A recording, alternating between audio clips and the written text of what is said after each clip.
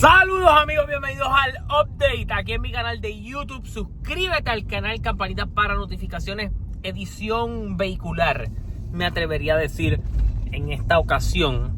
Y es que estamos escasamente a 8 días de WrestleMania. Hay muchas cosas cambiando en la ruta, pero más allá de cambiar de la ruta tenemos que hablar de otras cosillas de IWA. Vamos a hablar también en este video, pero hay que mirar varias cosas con objetividad cuando hablamos de WrestleMania. Y es que en el día de ayer, ¿verdad?, se anunció oficialmente Drew McIntyre se va a estar enfrentando a Damian Priest. Hubo temor con esta lucha también por el famoso spot que hicieron donde un cristal cayó en el ojo de Drew McIntyre y él está con lo del parche y todo lo demás, pero debe estar en buena condición para lo que es el magno evento. Y había visto varias opiniones en redes sociales, y la semana que viene nosotros vamos a hacer un lo bueno y lo malo de la ruta a WrestleMania. Altamente probable ese video iba a ser grabado, lo vamos a estar haciendo en vivo. Es una de las cositas que van a cambiar en el schedule de la semana, porque pues casualmente WrestleMania cae en Semana Santa, así que hay varias personas que van a estar libres sin trabajo y todo lo demás, así que vamos a hacerlo en vivo, ¿verdad? Para extender el compartir con ustedes y con la comunidad, y quiero ver sus opiniones. Al igual que, ¿verdad?, si hay algunas opiniones interesantes referente a ese tema en este video, vamos a estar agarrando esos comentarios y los vamos a estar publicando en el en vivo que estaremos haciendo la semana que viene. Les dejo saber dentro de los próximos días qué día va a ser.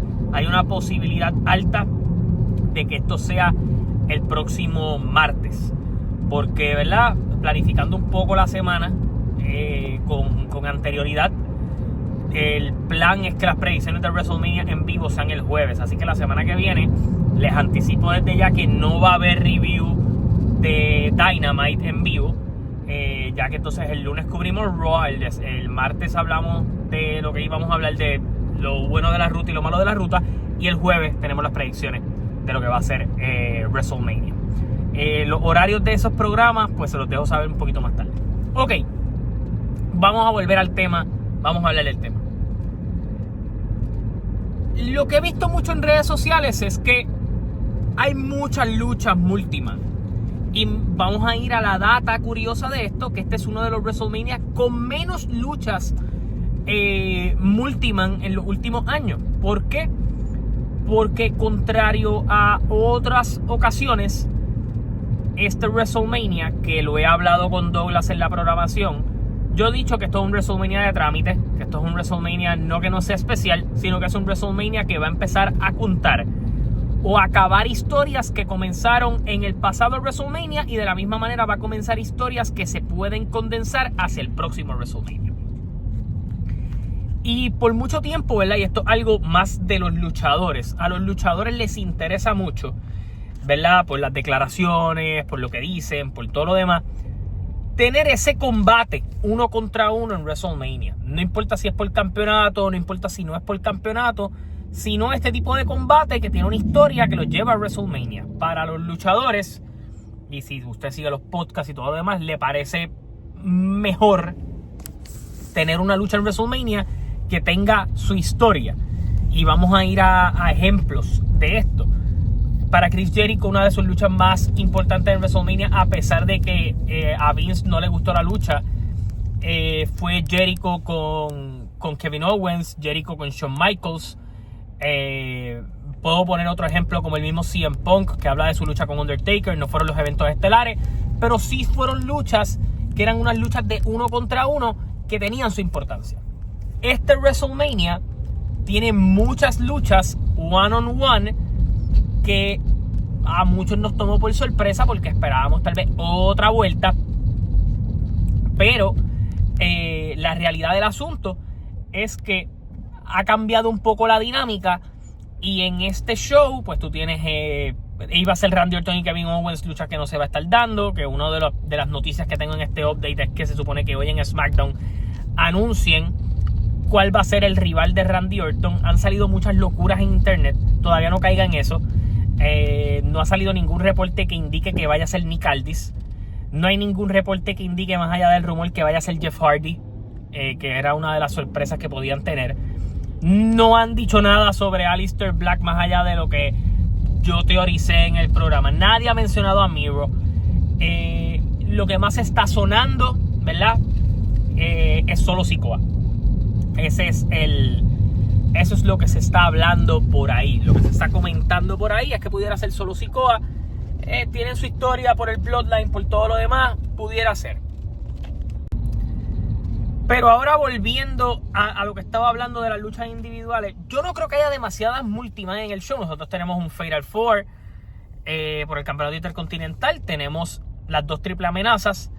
Y la gran mayoría del show está cargado de luchas individuales. LA Knight con Jacob Fatu, Damian Priest con Drew McIntyre, AJ Styles con Logan Paul, Cody Rhodes con John Cena. En el otro apartado de mujeres, Stephanie Stratton y Charlotte Flair. Que la construcción a todas estas luchas no ha sido la más interesante.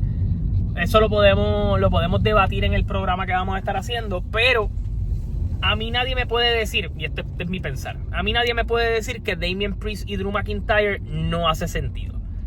Que Drew debería tener una superposición en este Mania después del super año que tuvo el año pasado. Todos podemos estar de acuerdo a que merecía un emparejamiento mejor. Ahora, en términos de historia, tal vez esto es lo mejor que podían darle a Drew McIntyre. Y voy por parte. Cuando tú analizas más allá de las gringolas que nos ponemos en los ojos porque el luchador que nos cae bien o el luchador que creemos que merece más está en la situación, usted tiene que mirar todo el panorama. Y pudiéramos ir incluso al War Games de donde regresa CM Punk. ¿Por qué? Porque allí ustedes vieron, ¿verdad? El Judgment Day se une a Drew McIntyre. Ahí comienzan las situaciones entre Drew y Damian Priest. A eso le podemos dar cuerda a que en WrestleMania es Damian Priest quien canjea sobre Drew McIntyre. Luego en su casa lo humillan de alguna manera u otra, aunque CM Punk tiene que ver mucho en eso. El mayor beneficiado de toda la ecuación seguía siendo Damian Priest. Y indirectamente quien le cuesta el pase a WrestleMania a Drew McIntyre es Damian Priest. No en una ocasión, sino en 2 ocasiones específicamente, si contamos el Royal Rumble y el Elimination Chamber. So, Damian Priest es una piedra en el zapato de Drew McIntyre, que para que Drew McIntyre pueda seguir adelante tiene que sacarla del camino. Y obviamente, ¿verdad? Yo digo que este trámite, esta historia tenía un bagaje, y sí, puede que no sea la historia que queríamos para Drew, pero en términos de historia y en términos de que es un feudo que puede llevar a WrestleMania, sí tiene ese trasfondo. Ahora, y esto lo podríamos hablar en otro video, pero hablando de lo que falta por anunciar. Oficialmente falta por anunciar quién va a ser el reemplazo de Randy Orton. Que obviamente sea lo que sea, ¿verdad? Dependiendo de lo que quieran hacer. Si es Solo Sikoa, es un relleno. Si es un regreso, un debut o whatever, pues ya ahí entonces la perspectiva cambia un poco. Supongo que esa es una de las sorpresas que se quieren guardar para SmackDown en la noche de hoy. ¿Por qué? Porque ya el SmackDown siguiente, que me parece que fue una idea muy bien pensada, John Cena va a estar en el último SmackDown antes de WrestleMania. Tú necesitabas una aparición de Cena antes de Mania. Han pasado muchas semanas, ese es tu evento estelar, no se puede desinflar. Ahora, utilicé la palabra desinflar porque, ¿verdad? WrestleMania va a terminar con 14 a 15 luchas en la cartelera. Y las 2 luchas que faltarían, ¿verdad? Fuera de que hoy anunciaran algo por los títulos de pareja de SmackDown, el rumor es el siguiente.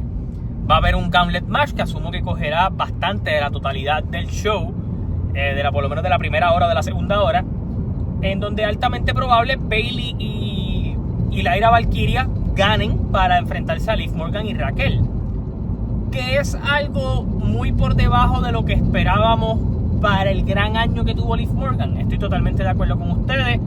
Soy de los que pienso sin temor a equivocarme, de que de alguna manera u otra tú has sido vago en lo que estabas haciendo. Había una consistencia, ¿verdad?, al inicio de este reinado de parejas de Liv Morgan y Raquel, en términos de las luchas, de lo que estaba pasando. Eso pues quedó a un segundo plano. De la misma manera, Bayley y Lyra se ven aquí como que necesitan estar en la cartelera. Las quiero tener en la cartelera, las voy a tener en la cartelera. Y por otro lado, último, pero no menos importante, lo que pasó este pasado lunes en Raw con New Day y específicamente con los War Raiders, con los campeonatos en pareja de Raw. Uno de los grandes rumores es que haya una revancha en WrestleMania con algún tipo de estipulación entre ellos. Supongo que una lucha que va a rellenar el espacio de lo que el año pasado terminó siendo lo de Bobby Lashley y el corillo de Street Profits contra el Final Testament. Supongo que viene a ser la sustitución de eso con ese tipo de lucha de estipulación. Ahora, cuando tú vienes a ver eso, a mí me parece, y lo siento de relleno, y voy a explicar por qué. Porque cuando tú vas con esa mentalidad de lo que está pasando con New Day, lo que está pasando con Liv Morgan, lo que está pasando, podríamos decir que hasta con el mismo Drew McIntyre, me atrevería a decir que con LA Knight y Jacob Fatu, son historias que se desinflaron. Incluso hasta lo del grande americano, que a mí me parece un tripeo chévere, me gusta el vacilón de lo que pueda causar esto. A mí me gusta y sé que va a ser una buena lucha, pero son luchas y no es que no merezcan estar en WrestleMania. Es que son historias que tú como que por un momento pusiste en pausa para continuarlas, para que te dieran para el show, para el WrestleMania, y de alguna manera u otra no van con ese interés del público, porque tu construcción hacia llevarnos a que se convirtiera en una lucha de Mania pues no fue la mejor. Y yo entiendo, es bien complicado buildear una cartelera de 15 luchas. Es complicadísimo. Es Triple H y tiende a buquear los pay-per-views de 5 o 6 luchas máximo, porque él cree que eso es darle una buena construcción a cada lucha. Hacerlo con 15 es complicado, o con 14 es complicado. Así que por lo menos si tú me preguntas a mí, New Day, que hace el cambio a rudo como para el mes de noviembre, octubre, estuvieron teniendo un feudito allí con el LWO, una racha de derrotas. No fue que los mantuviste relevantes a que estuvieran jodiendo por una oportunidad de los campeonatos en pareja hasta este momento, que pudo haber sido algo que pudiste haber hecho. Más presencia ha tenido el mismo Karrion Kross con su personaje, que puede ser interesante pero que no le ha dado tiempo. Aquí de la misma manera, ahí le podemos añadir el factor Liv Morgan, que en ruta a WrestleMania, teniendo un año súper destacado el año pasado, se siente como que ha sido la ficha clave en lo que está pasando entre Dominic y Finn Balor en ruta a la lucha por el campeonato intercontinental. Así que sí, hay unas luchas que se sienten desinfladas y hay unas cosas que sí vamos a discutir en ese video que hagamos, que realmente pues le han restado a esta cartelera. Ahora vamos a hablar un poco, ¿verdad?, de lo que se tiene en mente tras WrestleMania. ¿Verdad? Ahí va Backlash, obviamente, en el mes de mayo, en San Luis, Missouri. Tienes todo el bagaje de Randy Orton, de lo que puedas hacer allí. A eso añádele, ¿verdad?, que tenemos por allí, al parecer, el mes de finales de junio, principios de julio, va a ser bien cargado con un Saturday Night Main Event, con un Night of Champions, que ese es uno de los próximos anuncios, el pay-per-view femenino. So, vienen muchas cosas por allí tras WrestleMania, y verdad, por eso digo, este WrestleMania parece ser uno de trámite, porque sí, va a servir para reajustar algunas historias, pero también para la continuación de otras. Ahora, voy a AEW y no quiero, ¿verdad? Yo defendí a Tony Khan de Dynasty y entendí el punto de lo que él quería vender. Hablé de Dynamite, que me pareció que fue un show flojo para venir del pay-per-view. Y a eso le quería añadir, ¿verdad?, que hay un video bastante viral por allí de Hook vomitándose en el ring. No quiero decir se los dije, pero se los dije. Yo no he sido muy fanático de Hook. No estoy diciendo que sea un mal luchador. Simplemente estoy diciendo que tú no lo estás llevando acorde a lo que tal vez tú quisieras que pasara con el muchacho. Yo creo que el muchacho en ocasiones lo han sobrehypeado y en otras ha sido inexistente. Entonces, ¿verdad? No sé cuál es el norte con su personaje, tanto a corto como largo plazo dentro de lo que es AEW. Ahora, él habla, ¿verdad? Y sigue defendiendo el factor de los Dead Riders. Y aquí es donde hay que analizar un poco. La justificación de Tony es similar a la justificación que le ha podido dar mucho sector a lo que está pasando con Jey Uso en WWE. En las redes sociales, Jey Uso es uno de los personajes más polarizantes.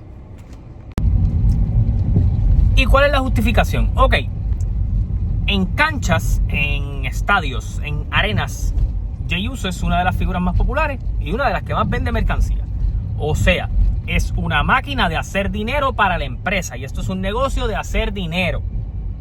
A pesar del hate, de que no esté listo, de lo que usted, de las miles de razones que usted puede encontrar dentro de las opiniones que hay. Una de las más grandes, ¿verdad? Es esa, que no hay, que hay una sección dividida entre los comentarios de redes y la realidad de lo que se está vendiendo. Ahora, y aquí es a donde voy a explicar. Tony Khan explica que él ha leído y ha visto la reacción a través de las redes sociales y en línea sobre los Dead Riders. Pero que los ratings han continuado en ascenso y que según la data, ellos han metido más gente en los venues donde van, que hay mayor visualización con la historia. ¿Por qué? Porque al final del día tu historia principal es a la que tú usualmente le adjudicas el éxito o el fracaso en los ratings. Por ejemplo, voy a dar un ejemplo histórico. Nosotros, y digo el que es fanático del wrestling, de mucho tiempo admiramos, respetamos y tenemos en un pedestal a figuras como Bret the Hitman Hart y a Shawn Michaels. Ninguno de los dos fue campeón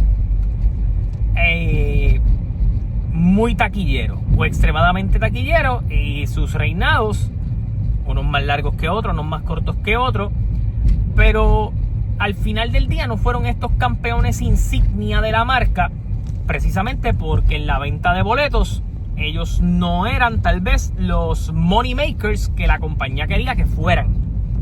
No son Stone Cold, no son John Cena, no son Roman Reigns, no son Hulk Hogan o The Rock. Usualmente ahí es donde tú adjudicas el crédito. Y Tony tiene una muy buena coartada de decir que en las últimas 7 semanas, porque estoy incluyendo esta, que sacó 659,000 televidentes, a pesar de que perdieron una audiencia de 80,000 televidentes en el primer segmento de los Bucks, que habían perdido 100,000 televidentes ya para el main event, que casualmente son historias relacionadas a los Dead Riders, ¿verdad? Lo que está pasando con Delete y lo que está pasando con los Dead Riders tiene que ver todo un poco. Y aunque perdió audiencia, él dice que esto era una historia que él tenía planificada hace tiempo, que esto estaba planificado desde antes de All Out, en la traición que hizo Moxley, que básicamente el plan siempre ha sido que Moxley fuera un campeón de mucho tiempo, y que, ¿verdad?, que los ratings y la venta de boletos justifica lo que está pasando con la historia de los Dead Riders, que ni siquiera los fans más puristas de AEW defienden esta historia. Así que de alguna manera u otra, ¿verdad?, para bien o para mal, el fanático en muchas ocasiones tiene que entender que esto es un negocio.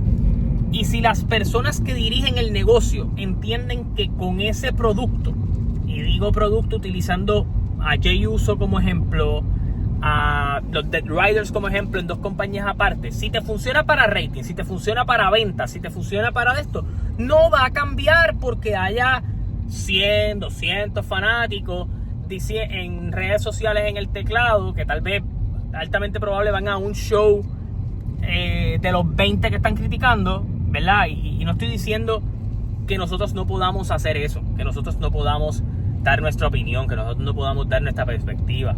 Pero también la perspectiva tiene que ir alimentada de entender que esto no es un negocio de simpatía y de que siempre tengo que complacer a ese sector del internet con todo, o a ese sector de fanáticos que te ve del todo, porque al final del día, si hay algo que te está funcionando para generar dinero, tú lo vas a hacer. Yo soy fanático de Gunther, muy fanático de Gunther. Entiendo de alguna manera u otra que altamente probable, con el 99.9% de posibilidades, Jey Uso se corona campeón mundial en WrestleMania. Entiendo por qué lo van a hacer, entiendo por la mercancía que van a vender, entiendo el momento del lunes cuando salga con el campeonato. Entiendo que ellos ven eso como algo que se va a mover en redes, que a pesar de los mismos que lo critican lo van a terminar haciendo viral, y que van a haber camisetas y que van a haber gente que va a apoyar ese reinado. De la misma manera, al igual que como pasa en el boxeo, en la figura odiada, la figura, ¿verdad? La figura que tú quieres ver caer, tiende a jalar mucha audiencia porque tú quieres ver cómo van a caer. Y con los Dead Riders, para bien o para mal, los fanáticos de AEW, o los que siguen su producto, o los que son los leales que lo ven todo el tiempo, les ha llamado la atención ver en qué momento Jon Moxley va a caer. Y si ese gancho, que no a todos nos llama la atención, que encontramos que la historia no tiene sentido y todo lo demás, les funciona a ellos, lo van a continuar haciendo. Porque la data, lo que él le llama los datos duros, los datos que él puede corroborar, porque ya sabemos que él ha sido claro en que él no puede corroborar el rumor que se estaba diciendo por allí de que ellos estaban teniendo 500,000 televidentes show por show a través de Max, que esa era la media. Pero él puede corroborar unos datos en si el programa está siendo visto o no, y él ha dicho que en esos datos los números han sido buenos. Y cuando vas a los números de televisión, tal vez no son los mejores, pero tú llevas 7 semanas donde eso ha subido. Y sí, adjudíquenselo a Kenny Omega, adjudíquenselo a Will Ospreay, adjudíquenselo a que iban por un pay-per-view, pasó el pay-per-view, la gente le gustó lo que pasó después del pay-per-view, lo que lo llevó al otro pay-per-view. Puedes justificarlo de la manera que sea. En la lucha libre usualmente se justifica eso y se le da todo el mérito a tu historia principal. Y nos guste o no nos guste, y la encontremos ajetreada y la encontremos demasiado rebuscada o tal vez sin sentido, la historia principal de AEW es la historia de Jon Moxley. Que a mí no me gusta, estoy totalmente de acuerdo. Que pienso que el reinado largo no convenía, no. Hay un dato curioso de la cantidad de días que ha habido campeones en AEW. El 25% de la existencia del campeonato de AEW, esa cantidad de días ha estado en las manos de Jon Moxley.